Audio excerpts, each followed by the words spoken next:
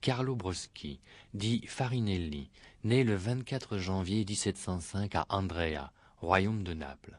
Ses contemporains sont unanimes à admettre qu'il fut le plus grand castrat de son siècle. On alla jusqu'à prêter à sa voix fascinante des pouvoirs presque magiques.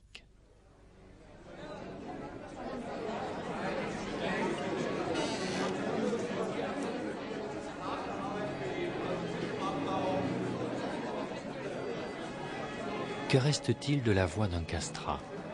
Rien qu'un soupir, celui du mystère, l'haleine d'un ange. Il y a plus de 2 siècles que Farinelli a disparu, que sa voix s'est éteinte avec ce souffle qu'on disait divin. Il continue à nous fasciner.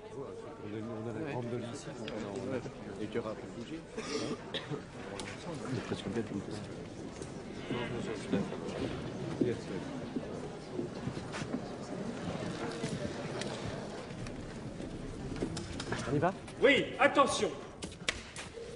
Attention. Voilà, très bien.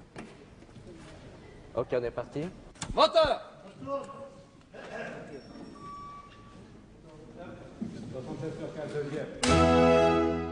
Action!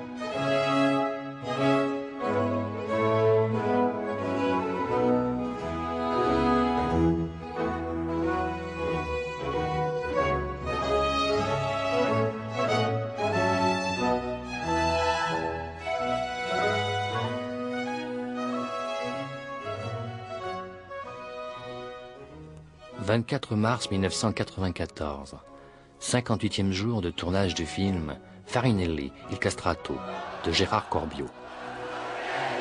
La scène qui se tourne aujourd'hui s'appuie sur un fait historique. Nous sommes à Londres, en 1734, au Théâtre de la Noblesse. La représentation se termine.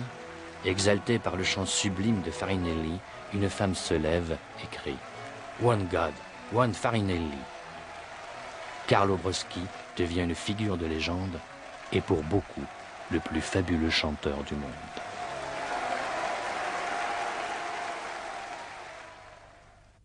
Le jeune garçon doit être castré avant l'adolescence, idéalement vers 7 ou 8 ans.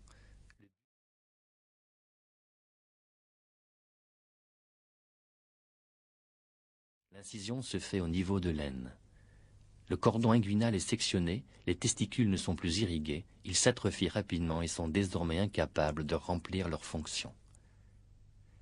Le chirurgien était souvent le barbier du village.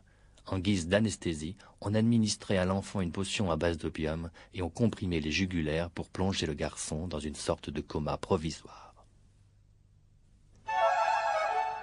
L'absence de mue, provoquée par la castration, conservait à la voix la pureté des aigus de l'enfance, la souplesse cartilagineuse et l'agilité du larynx.